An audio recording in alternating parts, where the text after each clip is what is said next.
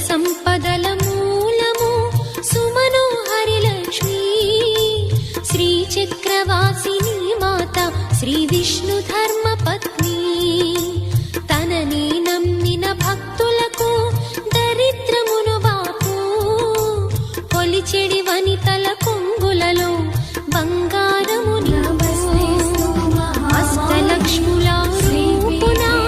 అవతారం దాచినది కష్టములను తొలగించగా భూమిలో విలసినది లక్ష్మీదేవి కథ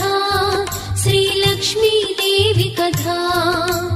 లక్ష్మీదేవి కథ శ్రీ లక్ష్మీదేవి కథ